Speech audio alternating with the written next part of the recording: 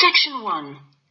You will hear a telephone conversation between a woman and the reservations clerk at a conference centre. First, you have some time to look at questions 1 to 5.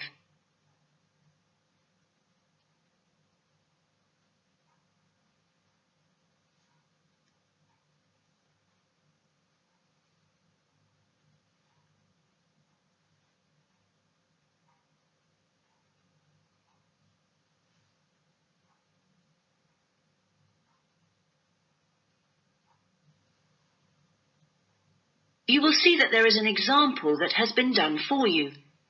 On this occasion only, the conversation relating to this will be played first. Conference Centre reservations. Good morning. Hi, I'm interested in the computing conference next month. Future directions in computing? Yes, that's right. The title of the course is Future Directions in Computing, so Future Directions has been written in the space. Now we shall begin. You should answer the questions as you listen because you will not hear the recording a second time. Listen carefully and answer questions 1 to 5. Conference Centre reservations. Good morning. Hi, I'm interested in the computing conference next month. Future directions in computing? Yes, that's right. Could I ask you a few questions about it? Of course. Okay. I know the conference is for 3 days, but actually I want to attend on the Friday and Saturday only. Will that work out to be any cheaper? Let me have a look. Well, you could register for the 2 days separately, but that wouldn't actually save you very much, as it still costs £35 for each day. In fact, if you could register for the 3 days, you also get an invitation to a free dinner on the Saturday night, so that's probably the better option. Right, I'll do that. How much will the fees be in that case? It's £75. All right. I'd like to register for the full 3 days. Now, can I pay that by credit card? I'm afraid not. You'll have to send a cheque to us. Or you can pay at the conference office. Fine.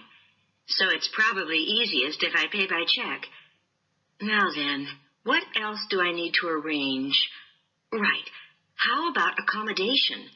I guess that's not included in the price. No, I'm sorry, it's not. But we do have a few rooms available for delegates at the conference centre if you'd like. Those are very cheap, but if you're interested, you'll need to book soon because there's always a heavy demand for them. They are only £15 per night, but they are very basic, and you'd have to get your own breakfast because they don't provide you with that. But it's very convenient because it's in the same building as the conference rooms. Uh-huh. Or there's a very reasonable guest house, which is £25 per night, and I think that includes your breakfast. Is it close to the conference center? It would be about a 10-minute walk away from here. I see. That sounds quite reasonable. Before you hear the rest of the conversation, you have some time to look at questions 6 to 10.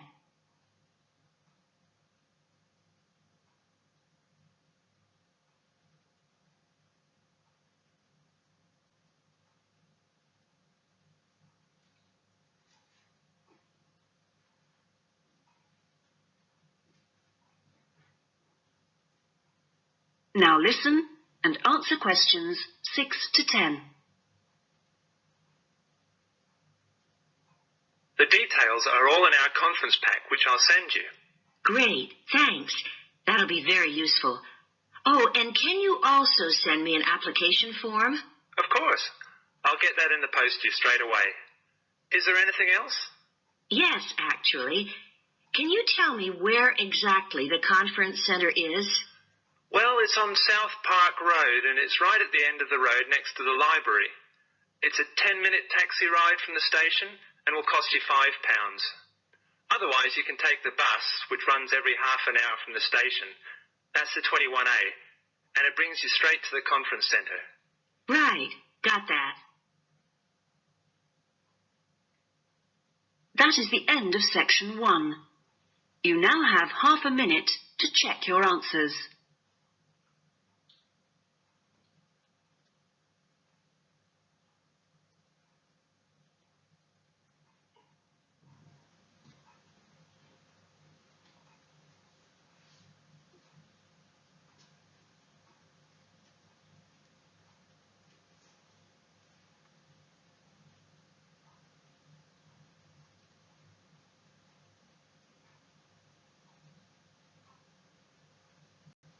Now turn to section 2.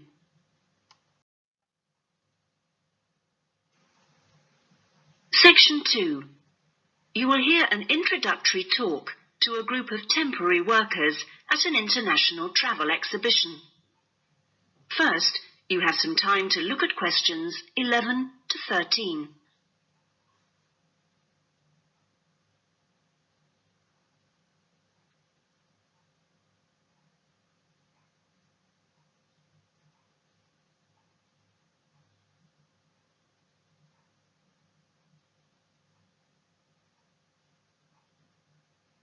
Now listen carefully and answer questions 11 to 13. Good morning and welcome everybody. I'm Jenny Stewart and I'm the staff manager here at the Exhibition Centre. We're expecting this year's International Travel Exhibition to attract over 10,000 visitors a day, ladies and gentlemen, and you are among the 200 extra staff recruited to help look after them. Now, to help things run smoothly, we have divided you into 4 teams: the blue team, the green team, the red team and the yellow team. So first, I'll explain how the teams are divided up, and then we'll be giving you colour-coded T-shirts so we can identify you more easily. First of all, those who will be looking after the phones and handling all calls regarding the exhibition, you will be on the red team. Now, we've also put the entrance staff on the red team, and you'll be stamping the entrance tickets and giving out publicity leaflets, okay?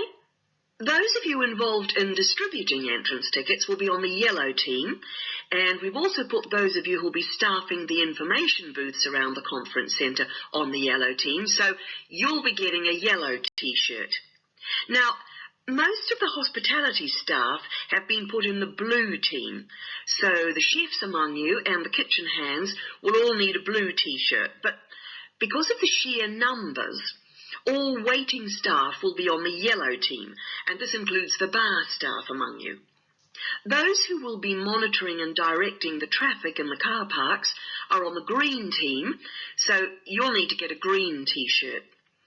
This year, we've also employed a considerable number of attendants to direct the human traffic around the conference centre. Now, you'll be working in the exhibition hall at all times, giving directions and generally helping people whenever you can. And you will be in the red team, so please collect a red T-shirt. Before you hear the rest of the talk, you have some time to look at questions 14 to 20.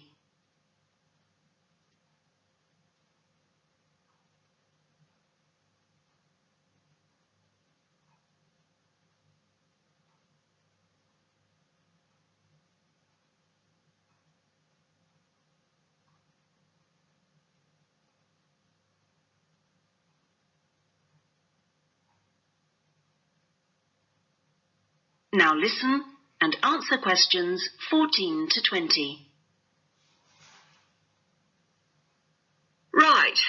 Now that everyone knows what team they're in, we'll get on with the orientation and training program.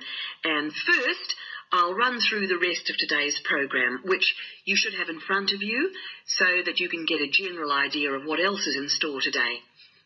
This introduction finishes at 9:30, and then you'll be hearing from Anne Smith. Anne works in the accounts department on level 2, and she looks after all temporary staff, and so she is the person to see if you have any problems regarding pay. Anne will be explaining when and how you get this. She will also be handing out your tax forms. And I will just stress that All tax forms must be completed and returned to Anne before your pay can be processed. Following Anne's talk, you'll hear from Peter Chen, our conference manager, and he will be going over a plan of the conference centre with you, which will help you to orient yourselves. He will also go through the security arrangements with you and show you the fire exits. Then at 10:30, there will be a coffee break in the staff canteen, which is located down on the ground floor. Now, after the break, we'll be moving to a different location for a video presentation. So instead of coming back here, we'd like you all to go to lecture room 311. You'll find it on this same level just down the hall, and there you will be shown a video about important safety issues in the workplace called Safety at Work. We'll finish off the morning with lunch, which should give everyone a chance to meet and get to know each other, and we'll be serving you a buffet lunch in the main hall, which is on the first floor from 12 o'clock. After lunch, you'll be divided up into your teams to meet your team leaders, and we're hoping to be all finished by 3, so I won't delay you any longer, and I'll hand over. That is the end of section 2. You now have half a minute to check your answers.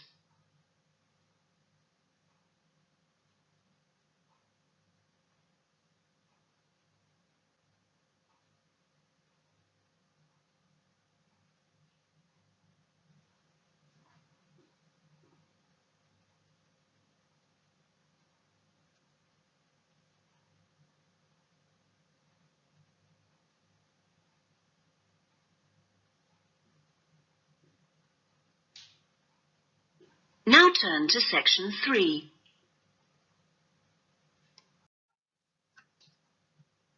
Section 3. You will hear a conversation between a librarian and an education student. First, you have some time to look at questions 21 to 27.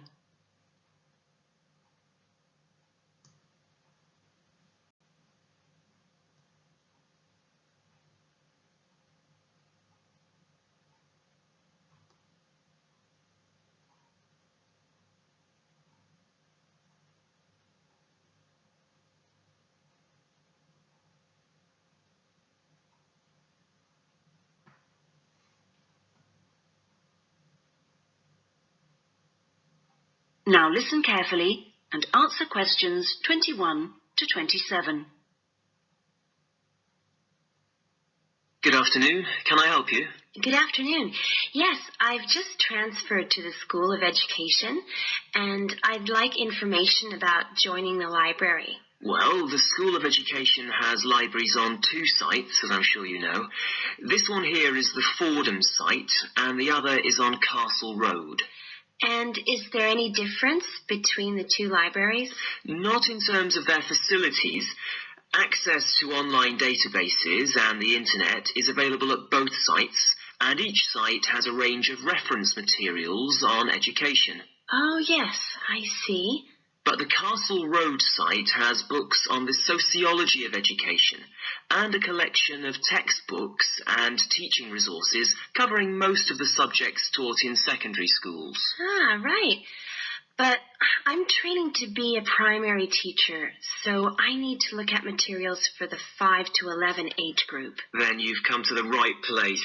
At Fordham, we hold material relating to primary education, as well as special needs. But, of course, you will need to familiarise yourself with both sites to make the most of our resources. You haven't mentioned periodicals. Are they held at both sites? Current issues, yes, but if you want to look at back issues, you'll need to use the CD-ROM databases, which are held here at Fordham. I see. Now, about borrowing books, I'm living out of town, so I'm hoping I can borrow quite a few items and cut down on the number of trips I have to make. Right, well, members can borrow 2 books at a time from each site. Only 2 books? Only 2 from each site, but that's 4 altogether. Oh, I see. And how long can I hang on to them for? The borrowing period is 1 month, but of course books can be renewed. You can renew any item a maximum of 3 times. Do I have to come to the library to do that? No, you can do it by telephone or email, but you can't renew overdue books this way, only before or on the due date stamped in the book. We'll need your full name, your borrower number, and the name of the site library you borrowed the items from. So, theoretically, I can borrow books for up to 3 months. Is that what you're saying? Yes, provided they're not recalled. So, what happens then? Well, sometimes an item is requested by another borrower, in which case we'd send you a letter, and you'd have to return the book within 7 working days. Don't forget, we're closed on Sundays. Okay. Before you hear the rest of the conversation, you have some time to look at questions 28 to 30.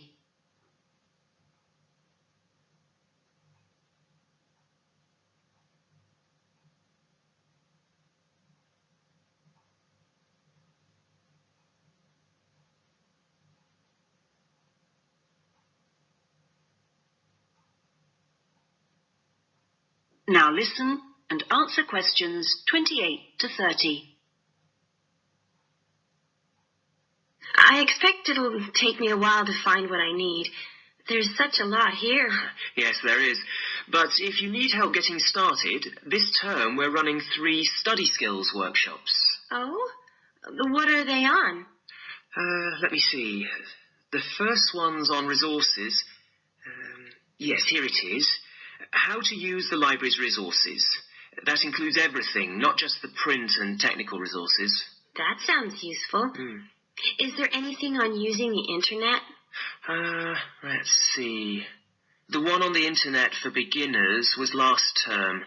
This term, it's finding research materials online. That sounds interesting, too. What's the last one? It's a workshop on dissertations. What do you mean? How to write one? No, it's more to do with academic writing conventions. You know, writing a bibliography and how to refer to sources in your text, that sort of thing. Anyway, here's a leaflet with information about all 3. Oh, thanks a lot. That'll be very useful. You're welcome. That is the end of section 3. You now have half a minute to check your answers.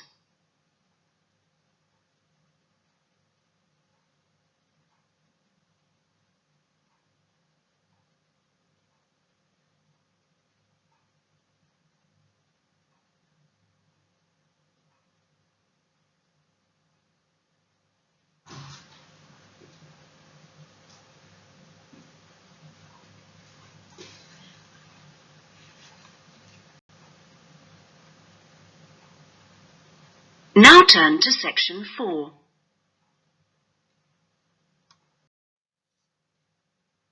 Section 4. You will hear part of a lecture given by a conservationist on the subject of lions. First, you have some time to look at questions 31 to 40.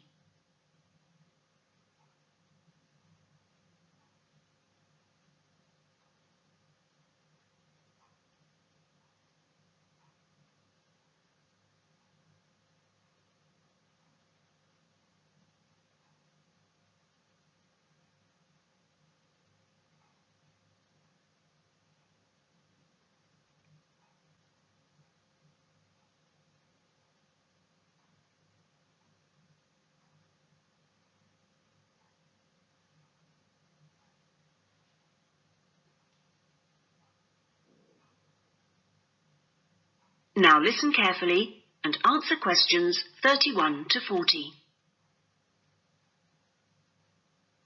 Well, most people think that lions only come from Africa.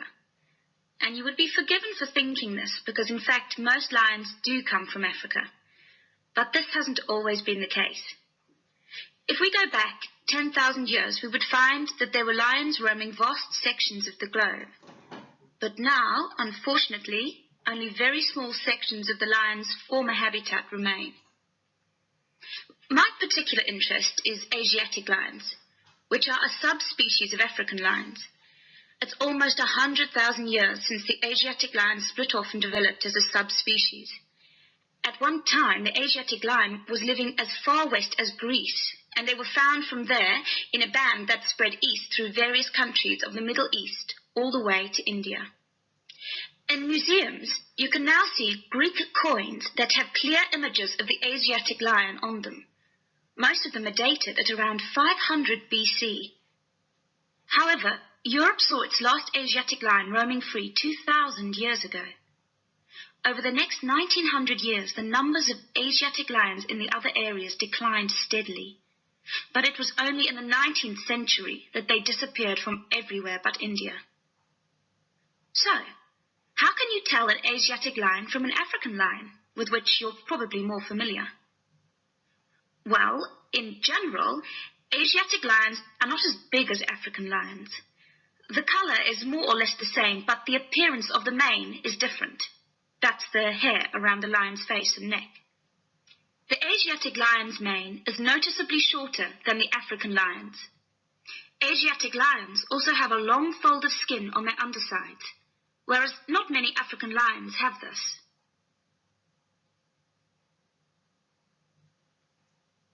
Well, I'd like to talk to you now about the Gir Sanctuary in India. That's where I've just come back from. The sanctuary was established specifically to protect the Asiatic lion. It's 1,450 square kilometers in area, and most of it is forest. There are now around 300 Asiatic lions in India, and almost all of them are in this sanctuary. But despite living in a sanctuary, which makes them safe from hunters, they still face a number of problems that threaten their survival. One of these is the ever-present danger of disease. This is what killed more than a third of Africa's Serengeti lions in 1994, and people are fearful that something similar could happen in the Gir Sanctuary and kill off many of the Asiatic lions there. India's lions are particularly vulnerable because they have a limited gene pool. The reason for this is interesting. It's because all of them are descended from a few dozen lions that were saved by a prince who took a particular interest in them. He was very wealthy, and he managed to protect them. Otherwise, they'd probably have died out completely. When you see the Asiatic lion in India, what you sense is enormous vitality.